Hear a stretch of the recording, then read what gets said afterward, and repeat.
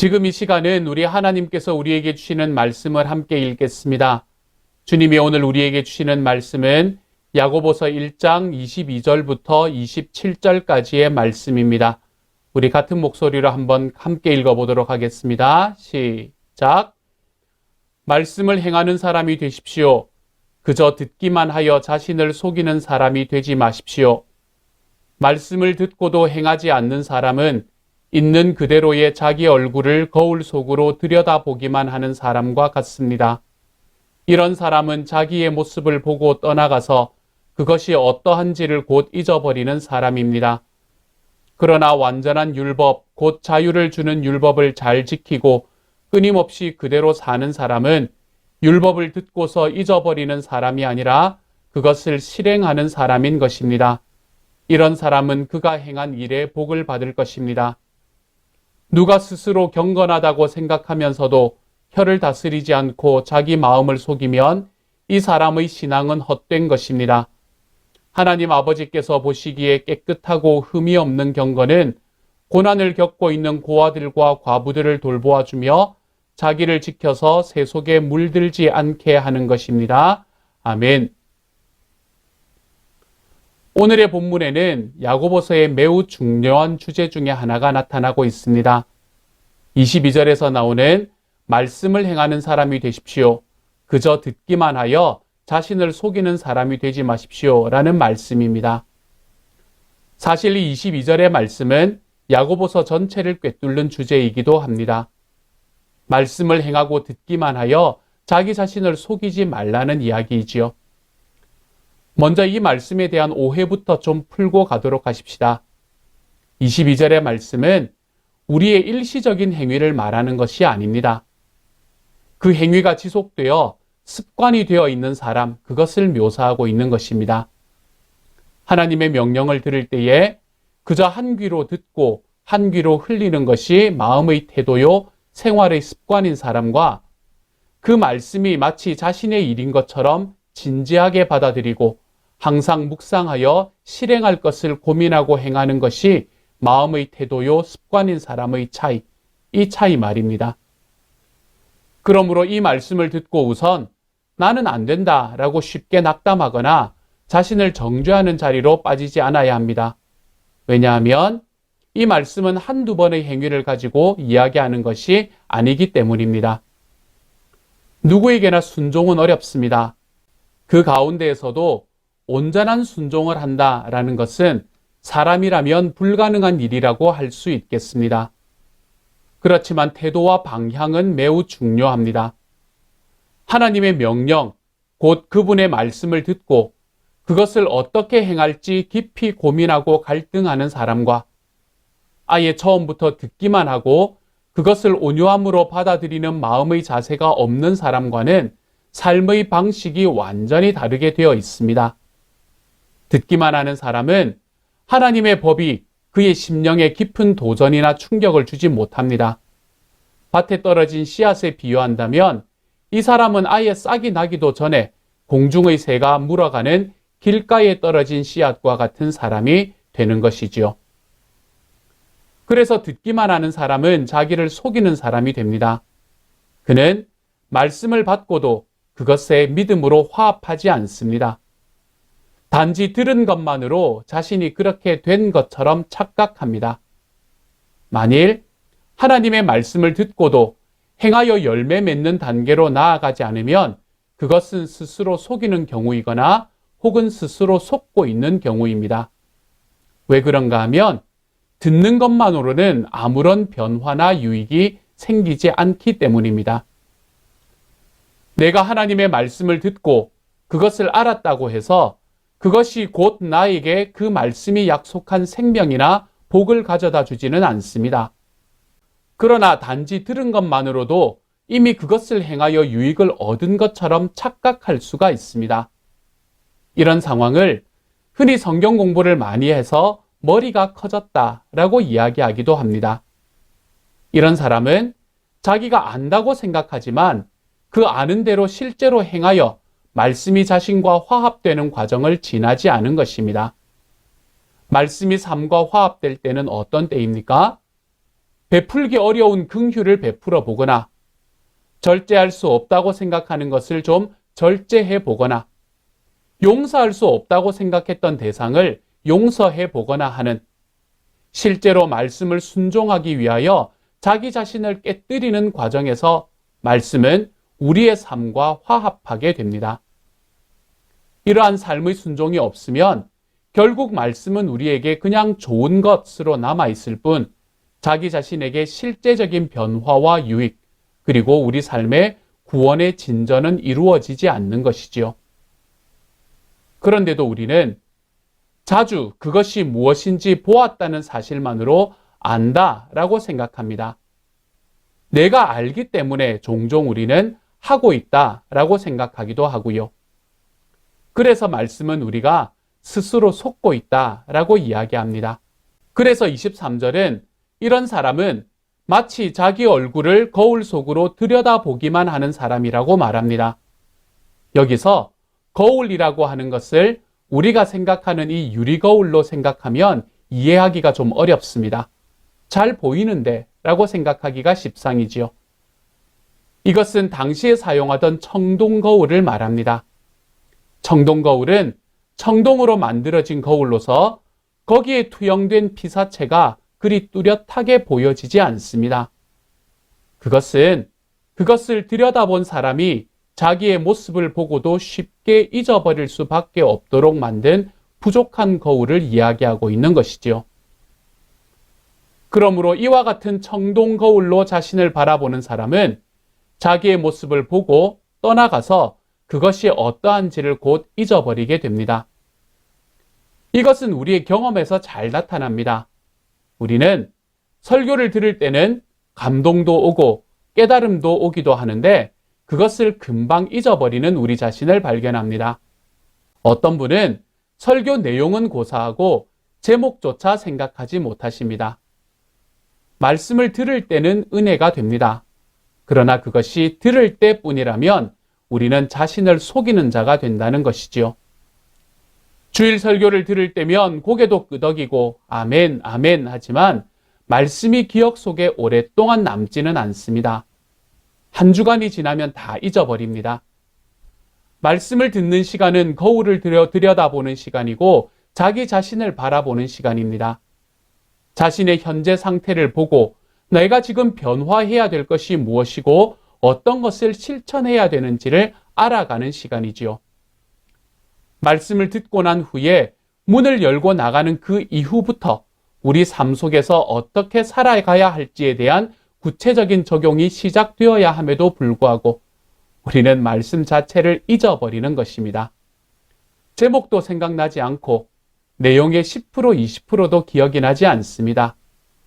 제가 여러분에게 전하는 오늘의 말씀도 어쩌면 설교의 내용은 기억이 나지 않는데 예화한 것만 생각이 나실지도 모릅니다. 이렇게 듣고 잊어버리는 삶을 산다면 우리는 어떻게 실천할 수 있겠습니까? 말씀을 듣고 잊어버린다면 늘 반복되고 제자리 걸음만 하게 될 뿐입니다. 야고보는 야고보서를 통해서 분명한 어조로 믿음이란 곧 행함이다 라고 우리에게 선언합니다.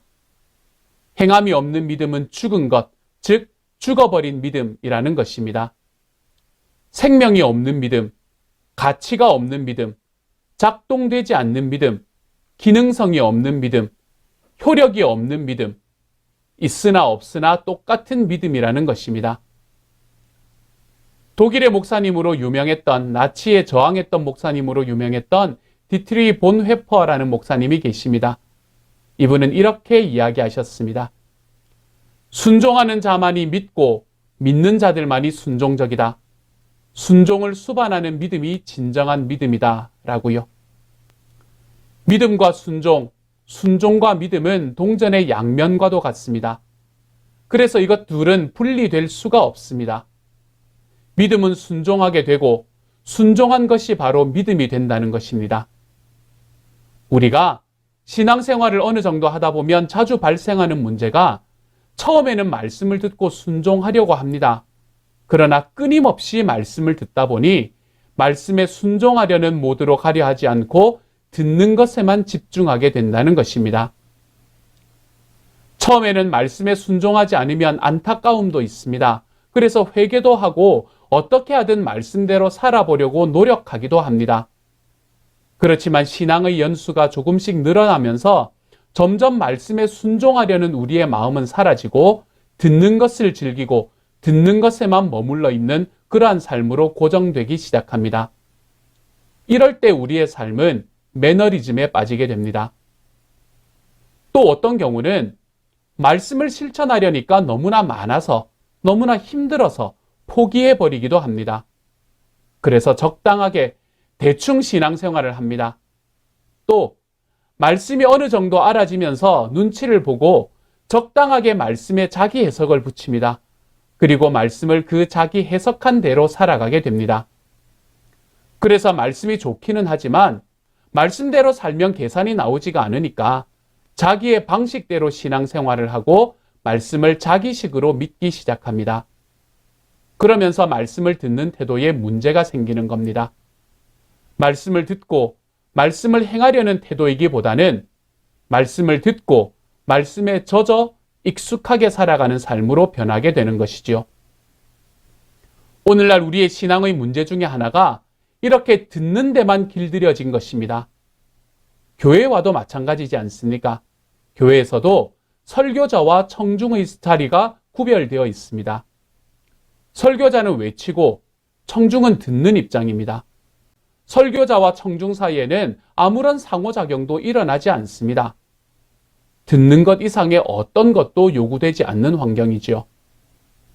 우리가 만약 이 하나님의 말씀을 듣는 것으로 만족하고 끝나버린다면 이것은 일종의 음악 청취와도 비슷해집니다.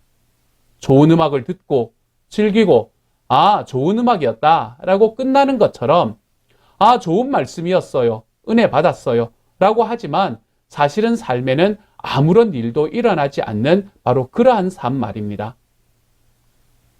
그러므로 예배 후에 헌신석을 이용하는 것은 무척이나 중요합니다.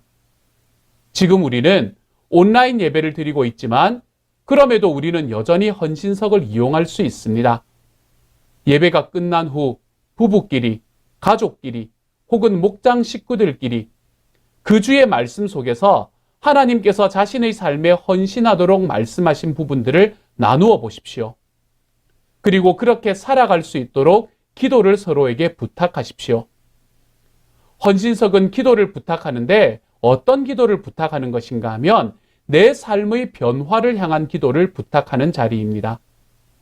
그래서 내가 좀 더 주님을 닮은 삶을 살아갈 수 있기를, 말씀을 통해서 내게 다가온 것을 삶으로 살아가 볼 수 있기를 간절한 마음으로 기도를 부탁하는 자리이지요. 그러므로 우리가 헌신석에 나아가는 자리, 우리가 이 헌신의 자리로 나아가는 자리가 곧 순종을 결단하는 자리다라고 이야기할 수 있겠습니다.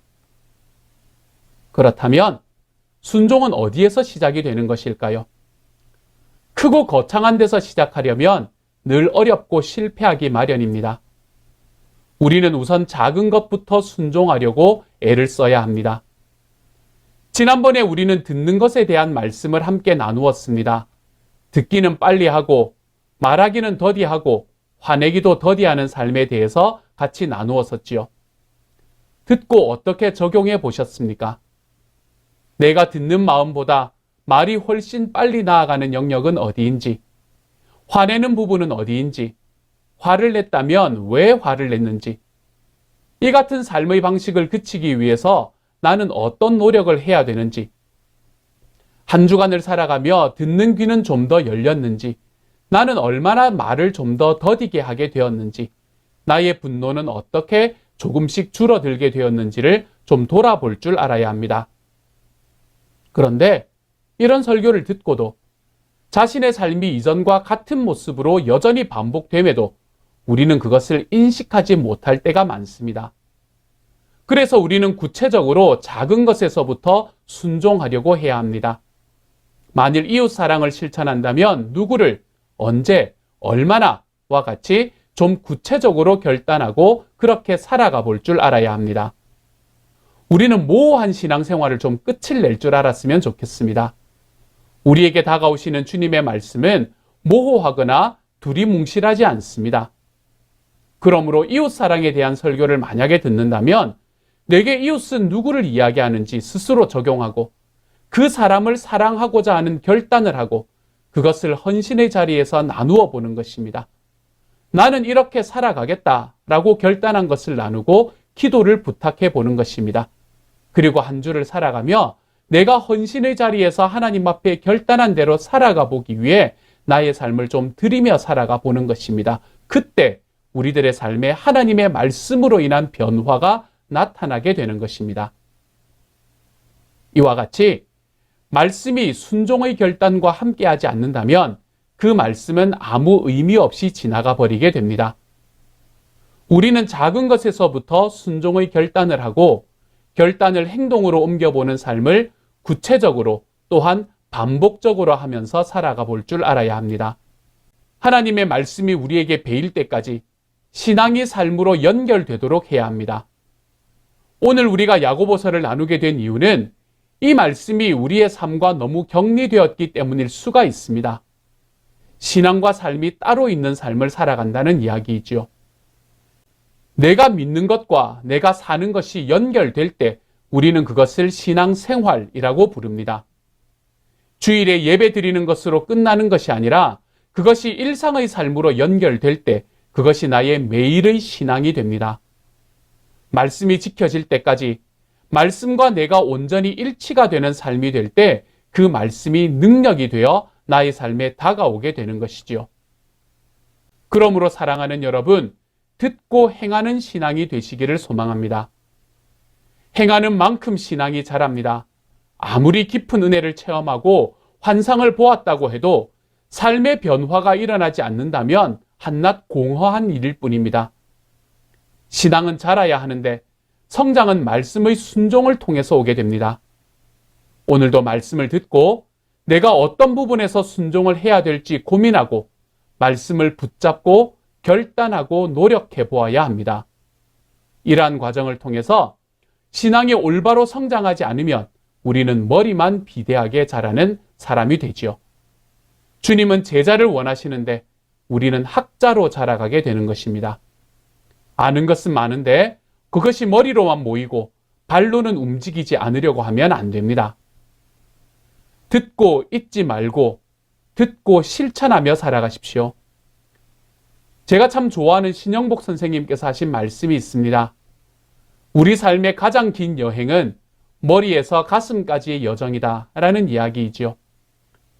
아는 것은 많은데 그것이 가슴으로는 오지 않는다 라는 이야기입니다. 그런데 머리에서 가슴으로 오는 것도 오래 걸리지만 가슴에서 발로 가는 것도 오래 걸린다 라고 말씀하셨습니다. 무슨 말입니까? 깨달아진 것이 느껴지는 곳까지 왔다면 이제는 그것을 구체적인 삶으로 살아내야 한다라는 이야기입니다. 우리 인생의 마지막에 우리가 결국 후회하게 되는 것은 무엇일까요? 그것은 내가 좀 더 알았으면 하는 것이 아닙니다. 말씀을 듣고 감동받은 대로 살지 못한 것에 우리는 후회가 남게 되어 있습니다. 좋은 설교를 많이 듣는 것이 중요하지 않습니다. 듣고 끝나면 우리들의 삶에 아무 일도 일어나지 않기 때문입니다. 듣고 행할 때에 우리의 삶이 복이 될 줄로 믿습니다. 능력이 되고 지혜가 되고 빛이 되어 갈 것입니다. 그러므로 사랑하는 여러분, 이 시간 우리 하나님 앞에 결단하십시다. 말씀을 듣는 것에서만 끝이 난다면 우리는 일평생 똑같거나 그렇지 않으면 일평생 더 나빠지는 삶을 살아가게 될 것입니다. 우리의 삶은 듣고 행하는 데서 결판이 납니다. 그러므로 머리에 담지만 마시고 가슴의 울림으로 끝내지만 마시고 구체적으로 행동하여 여러분의 신앙에 날개를 달고 갈수록 성장하며 말씀의 능력이 저와 여러분의 삶을 축복으로 이끄는 은혜가 저와 여러분의 삶에 가득할 수 있는 하나님의 사람들이 되시기를 우리 주님의 이름으로 축복합니다. 이렇게 행하는 믿음, 순종하는 믿음에 대해서 이야기한 후에 야고보는 하나님을 믿고 따르는 그리스도인들이라면 당연히 소유하고 있어야 할 삶의 내용들이 무엇인지를 우리에게 말해주고 있습니다. 그런 것들을 한마디로 표현하는 말이 바로 경건이라는 단어입니다. 이 말씀을 오늘 본문 26절과 27절에서 이야기해주고 있습니다. 먼저 함께 한번 읽어보십시다. 같이 읽습니다. 시작. 누가 스스로 경건하다고 생각하면서도 혀를 다스리지 않고 자기 마음을 속이면 이 사람의 신앙은 헛된 것입니다. 하나님 아버지께서 보시기에 깨끗하고 흠이 없는 경건은 고난을 겪고 있는 고아들과 과부들을 돌보아주며 자기를 지켜서 새 속에 물들지 않게 하는 것입니다. 아멘. 야고보는 이 말씀을 통해서 경건의 의미가 무엇인지를 우리에게 잘 요약해주고 있습니다. 그리고 2장부터 시작해서 여기에서 요약한 이 경건을 하나하나 풀어서 설명하고 있습니다. 디모데후서 3장 5절의 말씀은 우리에게 이렇게 말합니다. 겉으로는 경건하게 보이나 경건함의 능력은 부인할 것입니다. 그대는 이런 사람들을 멀리하십시오. 라고요. 이 말씀에서 바울은 말세에 나타나게 될 여러 현상들 가운데 하나로 불경건을 이야기하면서 그때가 되면 외적인 모양으로만 나타내 보이려는 경건에 관한 오해와 경건이 신앙의 진정한 능력임을 부인하고 이 경건을 소홀히 하는 현상들이 나타나게 될 것이니 성도들은 조심해야 한다라고 이야기합니다. 야고보도 이 바울 못지않게 경건을 중요하게 생각했던 사람입니다. 오늘의 말씀에서 야고보는 헛된 경건이 있다라고 이야기합니다. 그리고 깨끗하고 흠이 없는 경건도 있다라고 이야기하지요. 그러기에 오늘 우리는 먼저 우리의 삶이 경건이 있는가 없는가를 살펴야 하고 우리의 삶이 경건을 추구하는 삶이라면 그 경건이 헛된 경건인지 아니면 참된 경건인지를 좀 정확하게 살필 줄 알아야 합니다. 그러면 야고보가 말하는 참된 경건이 무엇입니까? 신약 성경에서 경건으로 번역된 헬라어 단어는 두 개가 있습니다. 하나는 오늘의 본문 26절과 27절에 나오는 이 단어, 이 경건이라는 단어로 이 단어는 헬라어 단어로는 드레스코스라는 말입니다. 이 드레스코스라는 단어는 경건 그 자체를 표현하는 단어이라기보다는 경건의 외적인 모습을 표현하는 단어라고 할 수 있겠습니다. 그런데 성경의 다른 부분에서 경건이라고 번역되는 또 하나의 단어가 있습니다. 그것이 유세베이아라는 단어입니다. 이것은 하나님을 대하는 인간의 태도를 이야기합니다. 그렇기에 유세베이아라는 단어로 경건에 대한 정의를 내린다면 경건이란 하나님을 대함에 있어서 두렵고 섬기는 마음으로 삼가 조심하는 태도라고 정의할 수 있습니다. 그런데 야고보는 오늘의 본문에서 이처럼 유세베이아라는 단어가 뜻하는 경건에 대해서 한 구문으로 정리하고 있습니다. 그 구문은 하나님 아버지께서 보시기에 라는 말입니다. 좀 더 간단하게 표현하면 하나님 앞에서 라는 이야기이지요. 파라토데오, 하나님 앞에서 라고 이야기하고 있는 것입니다. 그렇습니다. 야고보는 경건이라는 말을 하나님 앞에서 라고 정의하고 있습니다. 분명 그가 정의한 그대로 경건은 하나님 앞에 서 있는 것입니다.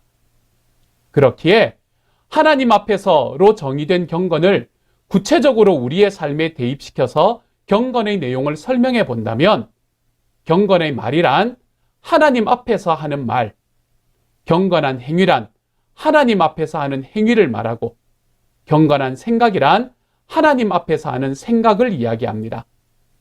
진정 참된 경건이란 하나님 앞에서라는 이 확고한 내면적인 인식이 없이는 우리가 절대로 소유할 수 없는 것입니다. 즉, 하나님이 지금 보고 계시고 하나님이 지금 듣고 계시며 하나님이 지금 알고 계신다는 확고한 내면적인 인식을 가지고 있어야만 우리는 말과 행동과 생각이 경건한 말과 경건한 행동과 경건한 생각이 될 수 있다는 말입니다. 이렇게 하나님 앞에서라는 확고한 내면적인 인식을 가지고 경건한 삶을 살았던 대표적인 사람이 요셉입니다. 혈기왕성했던 청년 요셉을 주인 보디발의 아내가 은밀한 시간에 은밀한 장소에서 적극적으로 유혹합니다. 그러나 그때 요셉은 그 유혹을 단호하게 뿌리치면서 이렇게 말합니다. 창세기 39장 8절과 9절의 말씀입니다. 우리 같이 한번 읽어보십시다. 시작. 그러나 요셉은 거절하면서 주인의 아내에게 말하였다.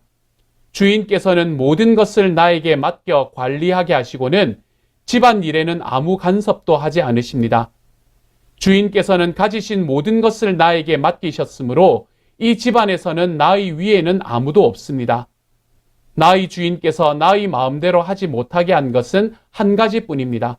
그것은 마님입니다. 마님은 주인 어른의 부인이시기 때문입니다. 그런데 내가 어찌 이런 나쁜 일을 저질러서 하나님을 거역하는 죄를 지을 수 있겠습니까? 아멘.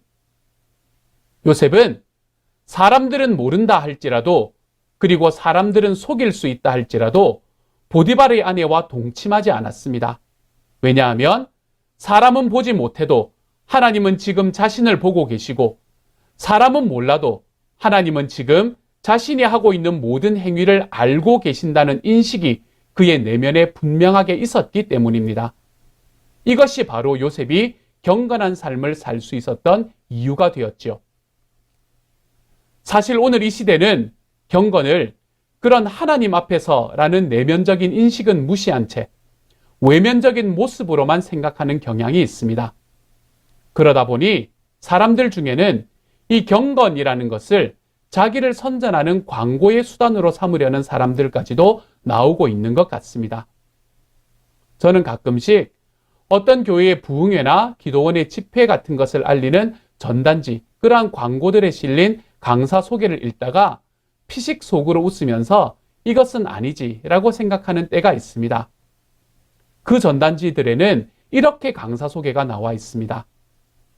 40일 금식 기도를 5번이나 하신 능력의 종, 1년에 성경을 백독하시는 말씀의 종. 물론 제가 그런 강사 소개에 대한 글을 읽다가 이것은 아니다 라고 생각하는 이유는 제가 한 번도 못 해본 이 40일 금식 기도를 무려 5번이나 하셨다는 그분에 대한 시기심 때문이 아닙니다. 1년에 성경을 백독을 하신다는 그분에 비해서 초라한 저의 성경 읽기에 대한 부끄러움을 감추고자 하는 이런 방어적인 기제 때문도 아닙니다. 그러면 무엇 때문일까요? 그 이유는 단순합니다. 경건이 사람에게 보이려 하는 외면적인 자기 자랑의 수단이 되면 그런 경건은 참된 경건이 아니다라는 너무도 기본적인 저의 신앙관 때문입니다. 물론 금식 기도를 하고 성경을 열심히 읽는 것들은 자랑할 만한 신앙의 내용입니다. 신앙에 유익을 주는 귀한 신앙적인 행위이기도 합니다. 그렇지만 그런 것들을 수단으로 삼아서 자기를 경건한 사람으로 알리고 자랑하는 것은 분명히 하나님 앞에서라는 이 내면적인 경건은 잃어버린, 경건을 외면적인 모습으로만 생각하고 있는 병든 신앙에서 나온 철없는 행동이라고 여깁니다.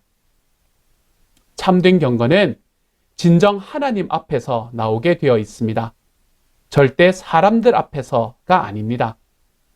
그래서 경건한 삶을 살았던 종교개혁자 칼빈은 자신의 삶에 대한 확고한 원칙을 라틴어 문장인 코람 데오, 즉 하나님 앞에서로 정해놓고 그의 인생을 살았습니다. 칼빈처럼 하나님 앞에서라는 확고한 내면적 인식을 바탕으로 인생을 살아야 그 인생은 분명히 경건한 삶을 살아갈 수 있게 됩니다.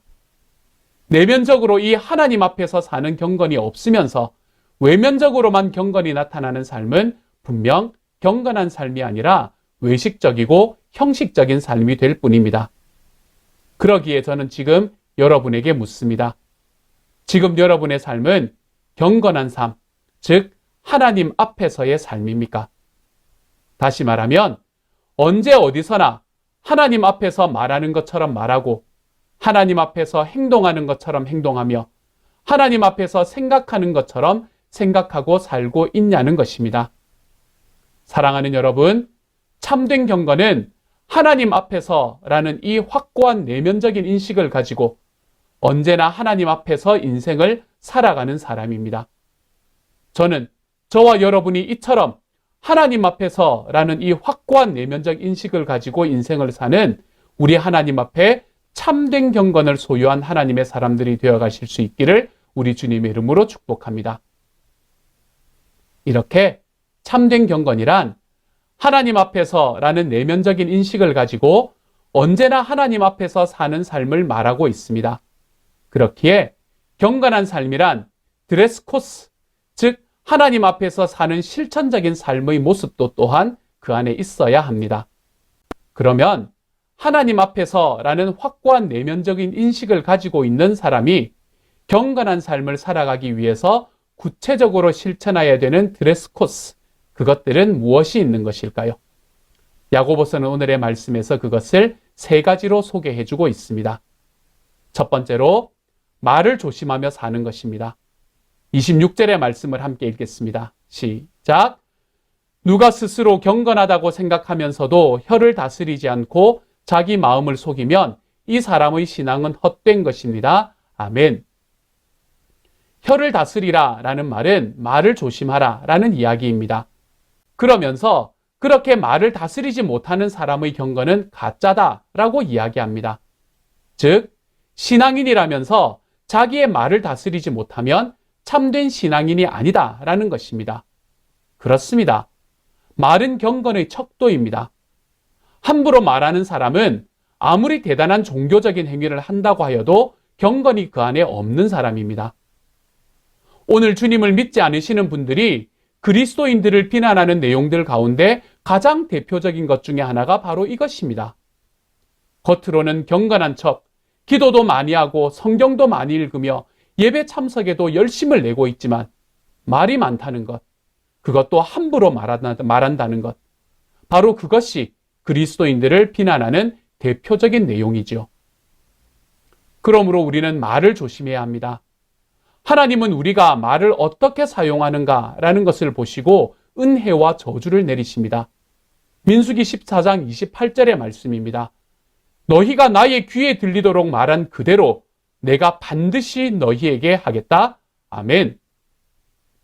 이 말씀은 하나님을 원망하는 이스라엘 백성에게 주신 말씀인데, 하나님의 백성이 하나님을 원망하는 말을 많이 하면 이스라엘 백성에게 고통과 아픔이 더 나타나게 될 것이고, 하나님께 감사하는 말을 많이 하면 더 많이 감사할 수 있도록 그 백성에게 은혜를 주시겠다라는 말씀입니다.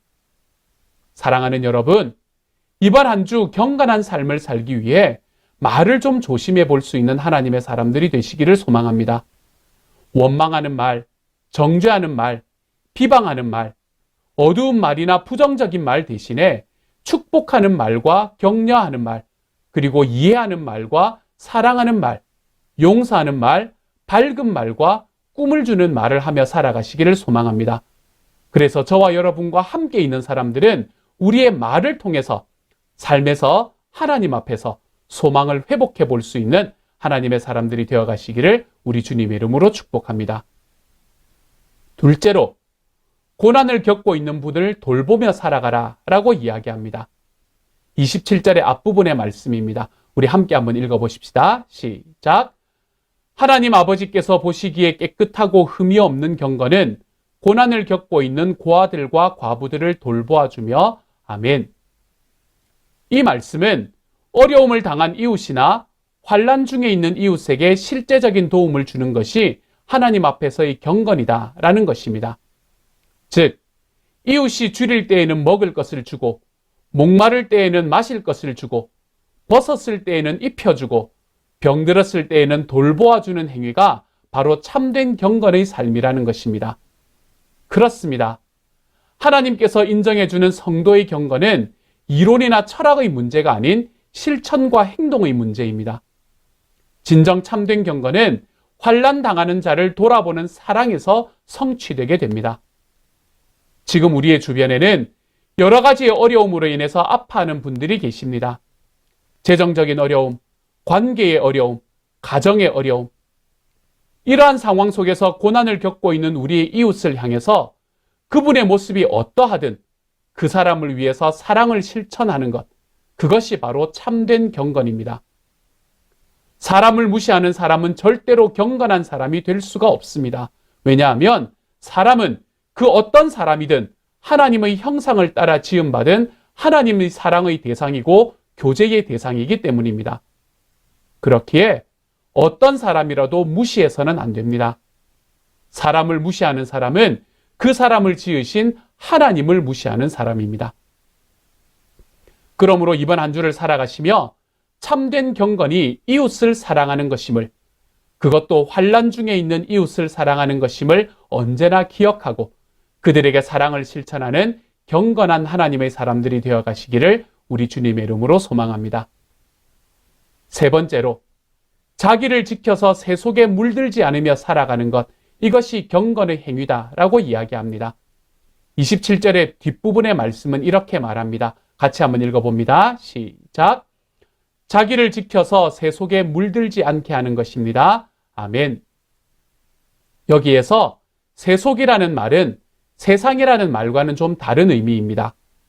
세상은 하나님께서 예수님으로 하여금 십자가를 지게 하실 정도로 사랑하신 사람들이 살고 있는 삶의 터전입니다. 그렇지만 세속이란 사람들이 저지르고 있는 여러 가지 모양의 죄악을 의미하는 말로 의와 성결과는 반대되는 개념이지요. 그렇기에 세속에 물들지 말라라는 말은 죄악에 빠지지 말고 의와 성결의 삶을 살아가라 라는 이야기입니다. 그런데 그러한 삶을 살기 위해서는 자기를 지켜야 한다라고 말하고 있지요.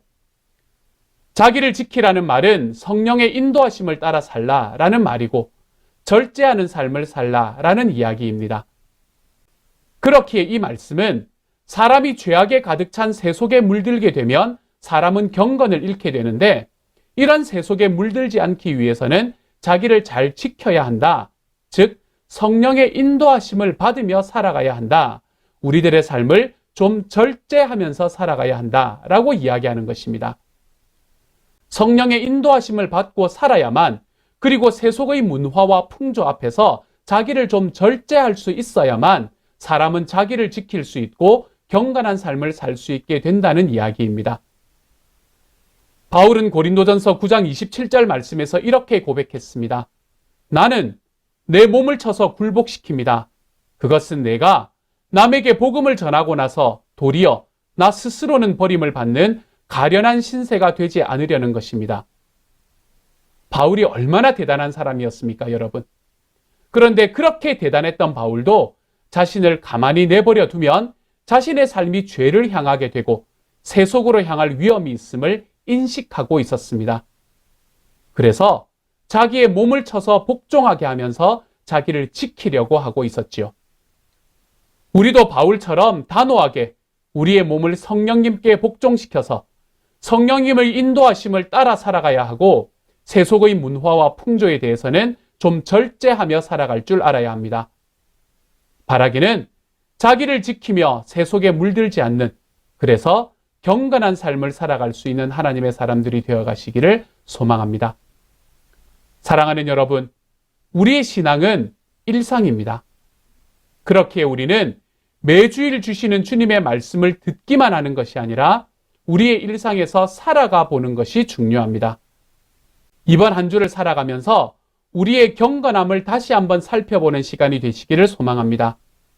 나의 말은 주님을 전하고 이웃을 세워주는 방향으로 나아가고 있는가?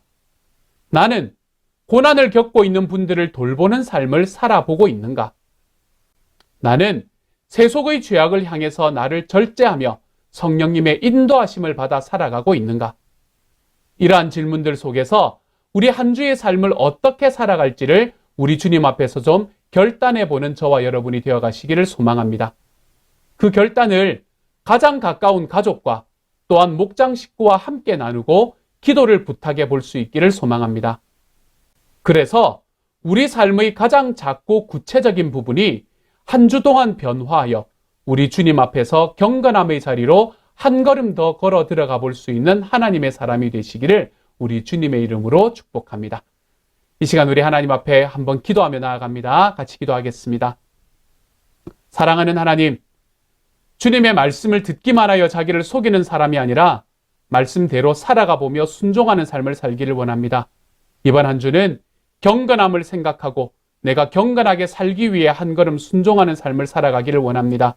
주님께서 우리에게 말씀하신 말의 순종, 말의 경건, 우리들의 삶에서 이웃의 아픈 사람들을 고난당하는 사람들을 돌보는 순종, 그 경건, 또한 우리들의 삶의 세속적인 삶에서 우리가 분리되는 경건, 주님이여 이러한 경건의 삶들이 내 삶에 좀 더 일어날 수 있기를 하나님 앞에 결단하고 내 하나님 앞에 순종하며 걸어가 볼 수 있는 하나님의 사람이 되어 코람데오 내 주님 앞에서 우리 하나님 앞에 경건이 회복되는 한 주가 되어갈 수 있기를 소망합니다. 우리 주님께서 함께하여 주옵소서. 모든 말씀 우리 주님 예수님 이름으로 기도드립니다. 아멘. 이 시간 우리 다시 한번 기도하고 축도함으로 오늘의 예배를 마칩니다. 이제 평안한 마음으로 세상에 돌아가십시오. 선한 일에 용기를 가지시며 악을 악으로 갚지 마십시오. 항상 연약한 자를 도우시며 병든 자를 찾아보시며 곤란당하는 이웃을 위로하십시오. 모든 사람을 존경하시며 주님께 봉사하고 주님을 사랑하십시오. 모든 일을 믿음과 사랑으로 행하시며 어떤 일에도 소망을 포기하지 마십시오. 그리고 거룩하신 성령님께 순종하여 기쁨과 감사의 생활을 해 나가십시오. 우리 하나님 아버지는 여러분을 항상 도와주실 것입니다. 지금은 우리를 죄에서 구원해 주신 우리 주 예수 그리스도의 은혜와 하나님의 사랑과 성령님의 교통하시는 은혜가 말씀을 듣기만 하여 자기를 속이지 말고 일상의 순종으로 걸어가려는 마음으로 말을 조심하고 고난당하는 이웃을 품고 도우며 세속에 물들지 않는 경건한 삶을 살아가는 한 주가 되기를 소망하고 결단하고 일어서는 모든 시온 영락 식구들 한 사람 한 사람에게 지금부터 영원토록 함께 계시기를 간절히 축원하옵나이다. 아멘.